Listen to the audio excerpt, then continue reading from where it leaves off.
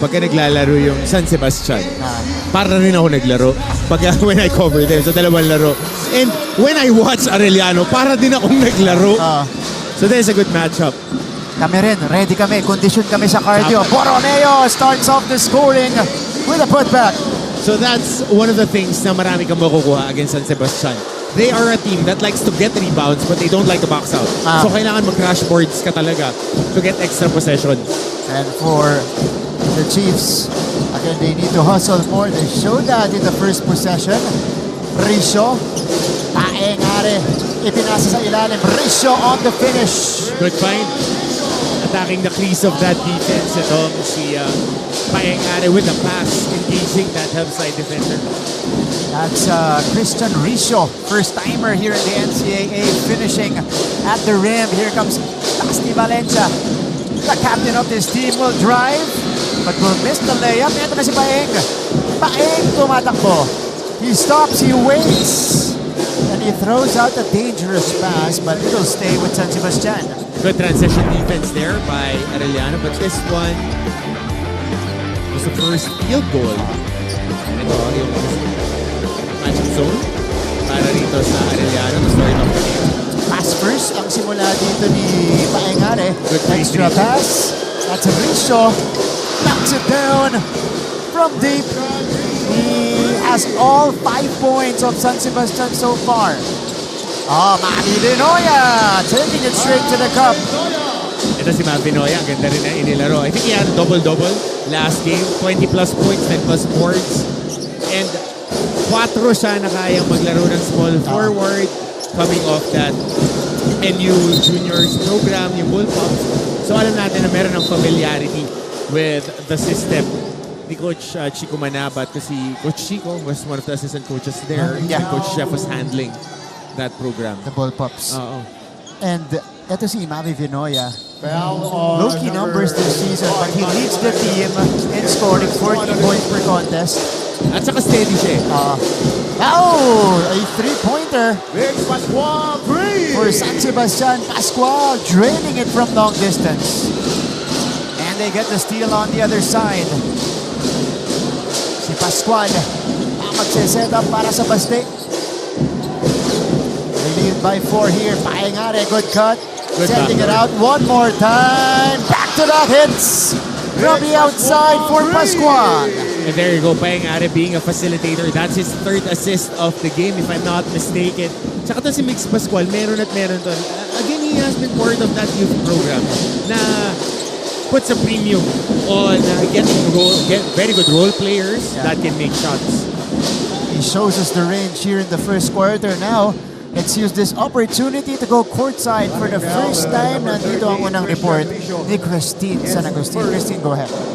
With both teams on the redemption line today, the Arellano Chiefs and the Golden Stacks are eager to recover from their own setbacks. Sa panig ng Arellano, Coach Chico Manabat mentioned earlier that in order for them to adhere and overcome all the pressure and the setbacks, they must adhere to the culture that they're currently building, which values commitment and family above all. Sabi pa niya, the San Sebastian Stags are known for their speed, and so they prepared to not be eaten up by this fact. Meanwhile, Coach Arvin Bonleon of the Golden Stags said that their main challenge is about maintaining consistency as the team tends to collapse during the most crucial parts of the game. Dagdag pa niya, this happens because the players tend to go their separate ways during these situations, and so to address this, they focus on reinforcing cohesion today with the goal of finally closing out a game in their favor. Exciting game ahead, Martin and Coach Hammer. Let's see who will handle the adversity better and walk away with a win. But for now, back to you guys. Thanks, Christina. Reinforcing cohesion. Mula dito kay Arvin Bonleon, na first-time head coach para dito sa San Sebastian Stags. And for Arellano, of course, well, they know what the problem is. Their go-to guys in the end game, so they're hoping they can figure this one out in this particular matchup. At saka yung hindi sila mararatel pagka endgame. Kasi ganoon may malaki kang lamang. And understandable if there are a youthful team. But gaano kahaba yung pisi ng pasensya. Kasi ganoon yan eh. Kailangan mag-translate good pass. Trey Miller. Basti Valencia scoops it up. And then, Etong si Basti Valencia, maganda rin yung Maganda yung future nitong batang to kasi matangkad na wing, matibay, ang lakas ng katawan, tsaka malaki pa yung may improve yung handle niya eh. May tira sa labas. Oo. Ito, agaw ng Arellano. Forward pass. T-Mac is on the move. T-Mac goes all the way. Takot yan sa iyong Otan. Anong height nito? Listed 5'10", ano? 5'10". Matiin maglaro. 5'10 on a good day, Coach Hammer. Pascual, short stab. This guy has 8 points already, Coach. Ano eh, smart tong si Pascual. Doon sa lahat ng mga guards nitong San Sebastian, ito yung system player. Kaya niya tumira sa labas, hindi nagmamadali, and gets his points off passes. Yung system player siya eh. Mamamaximize mo lang yung talent niya pagka nabibigyan siya ng bola, hindi siya magkikreate. Dito na, bibigyan siya. Lawrence Capulong inside. So, it might be time for Arellano to go to one of their main guys in Lawrence Capulong. Taing has been pass first here in the first frame. It goes the other way. Turnover on the Stags. We have our first timeout on the floor. Almost halfway through the first. Tapos tayo, 15 apiece. Huwag kayong matakot tumanggap ng bola at trabahuhin natin ang biyaya. Yan muna mula sa panig ng Arellano Chiefs, Martin and Bert. Maraming salamat. Laisel Galpo. Yun na nga. Katulad nung second quarter natin. So let's see. Dapat dito umatake ang Arellano. Oh, Basti Valencia. What a fadeaway.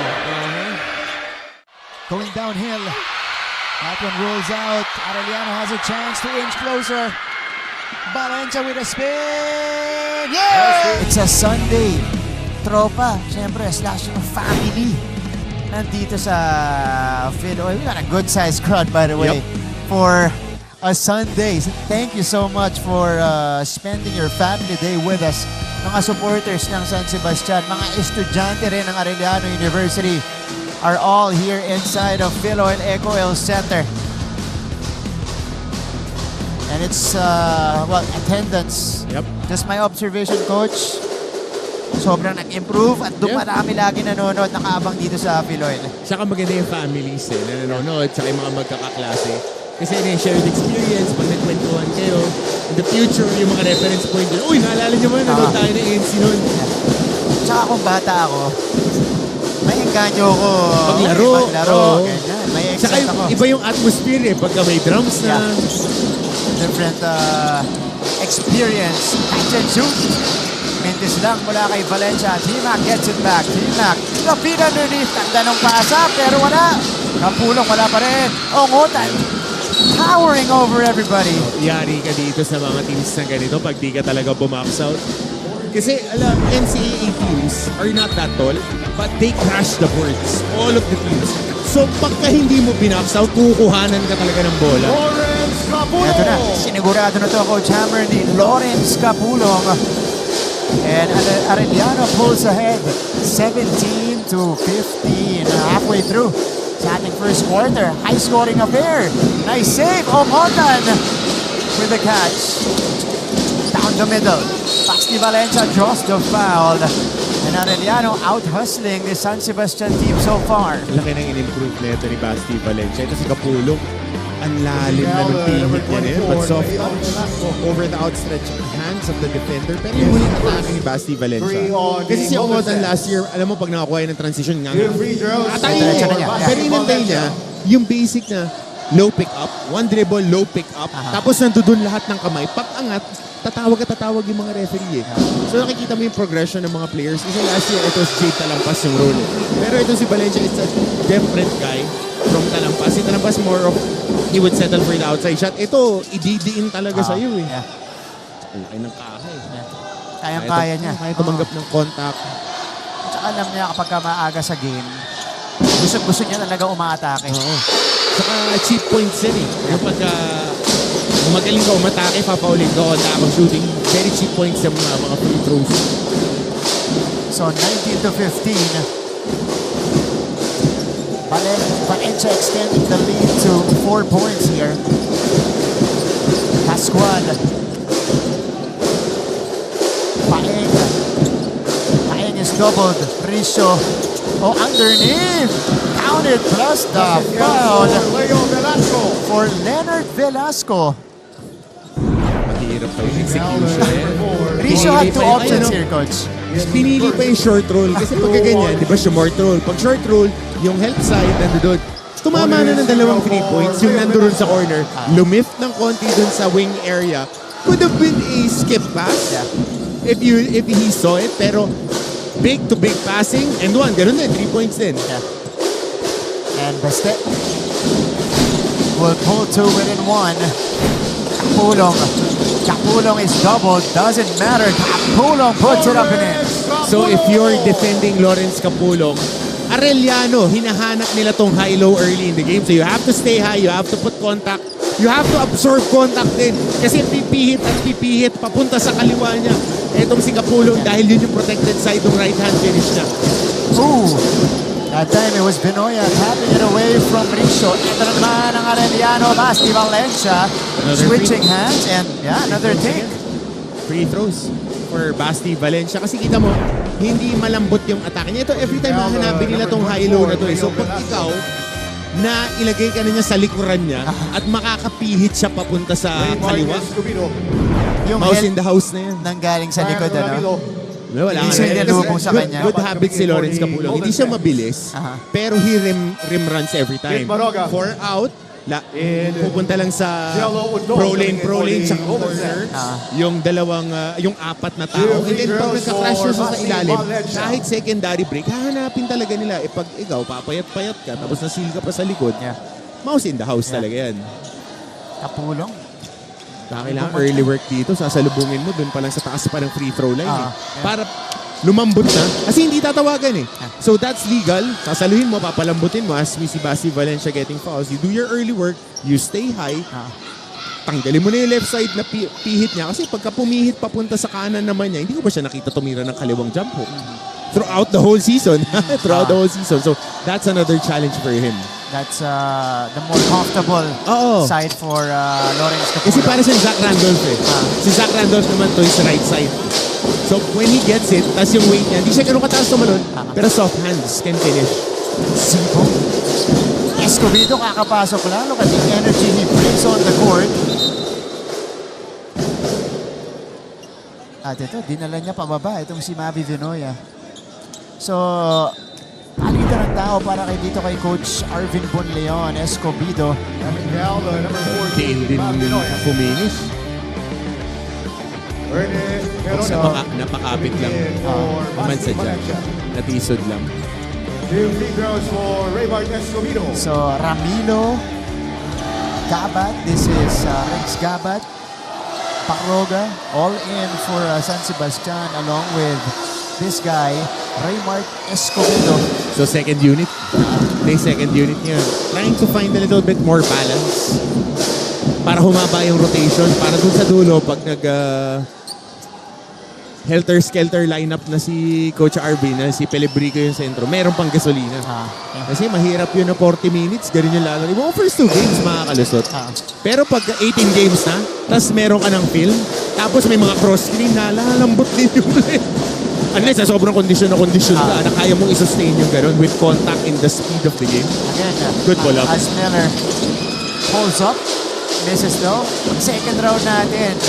May film work na at Hindi na, after 2 scouted games na. pa lang, scouted na yun. Yeah.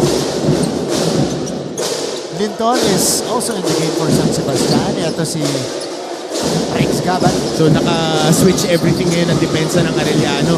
Tapos naka-patrolman lang sa ilalim itong si Capulong. Outlet. Oh, interfered, broken up, but Omotan gets it. RJ scores. Ang liliit pero ang DTM.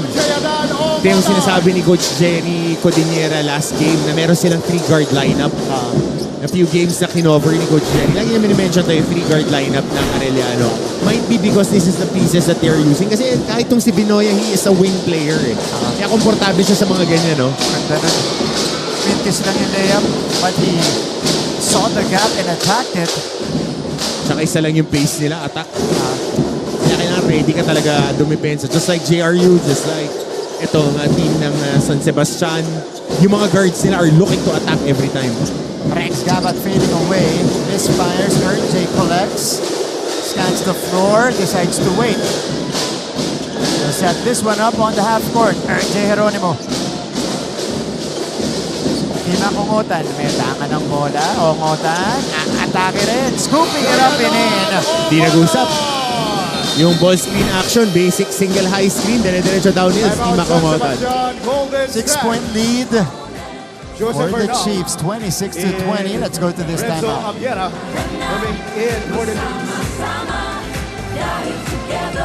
Ano doon? Right of the jump ball. King Gortiza off Eto the na. screen. Iyon He naman. knocks it down. Wasting no time to make his presence felt. As expected para dito kay King Gortiza. Ongotan. Pull-up jumper is off. Here comes Harvey Pagsanhan. Ayun na naman si What a Gortiza on the pass break. Gortiza on the touchdown. EAC is starting off strong. Nagulat ako, sinabi niya, Nico Kinal, ang laki daw ng in-improve pagdating sa 3-point shooting. Ito na siya. Ochavo. Gortiza, a more open look. Oh, it's raining threes for EA. Next sa ating laban, it is the biggest lead of the game for the Arellano Chiefs. Timac Ongotan finding another guard inside and earned J. Geronimo. Look at the way he collected this ball and created an opportunity for his team. Ito naman si J. Ongotan, ayan o. Nakawala, coach. Di nag-usap yun sa ball screen defense.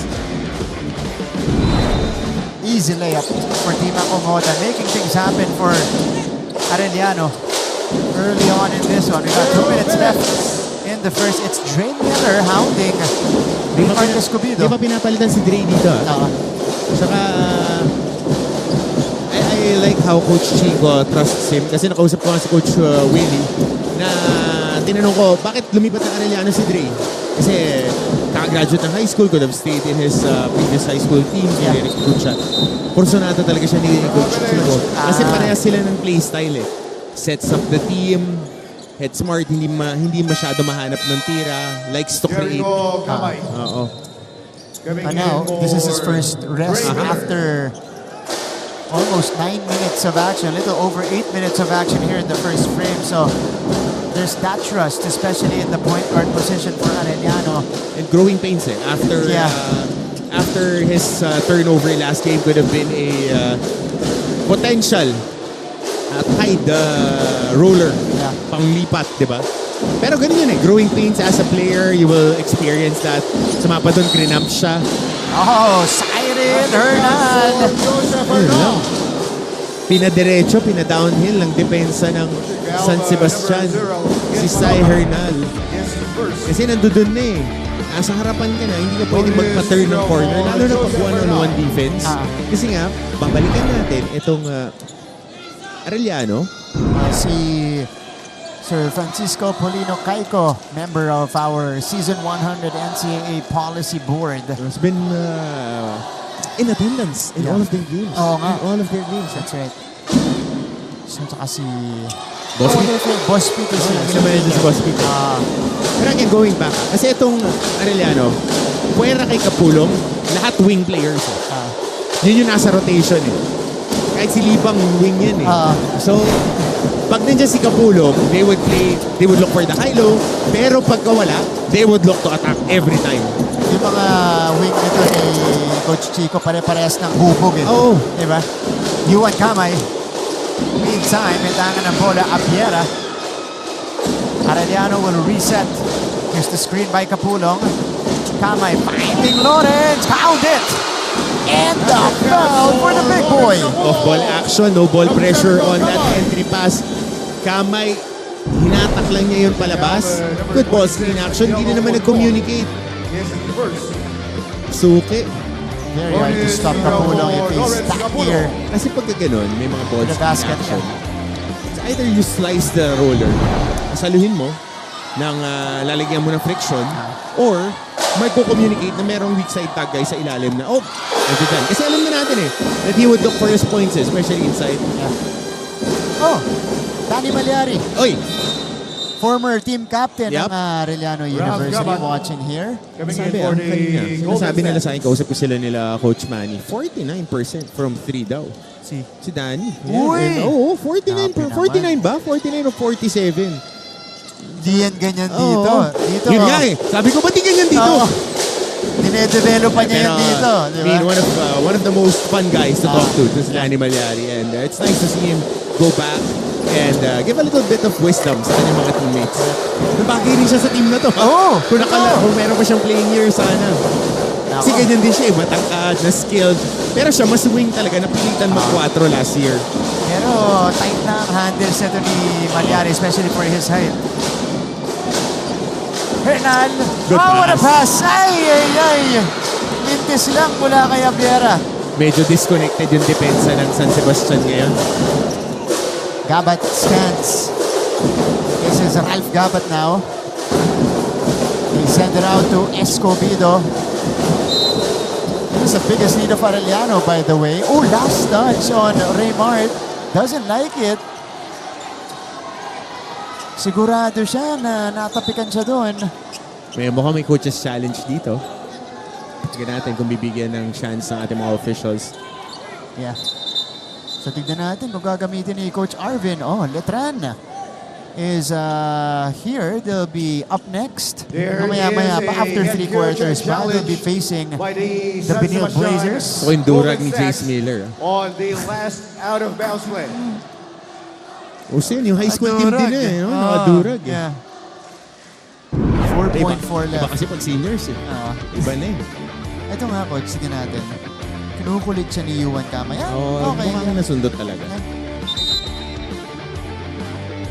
Definite case for Escobedo, and they reverse the course. So challenge is successful. The Golden Sets. The Stags also keep the Ball challenge. possession for the San Sebastian Golden So Sets. the Stags can still go for the final shot dito sa ating first quarter. The trigger man will be Rex Gabat. They go to Raymart. Balik kay Rex. Uy, turnover. 2 seconds left. Abiera. Taiksi lang. And that's how we will end the first 10 minutes of action. High scoring affair with Arellano leading it 32-20. When we return, we'll go to the second quarter of this game. You guys are watching NCAA Season 100 on GTV.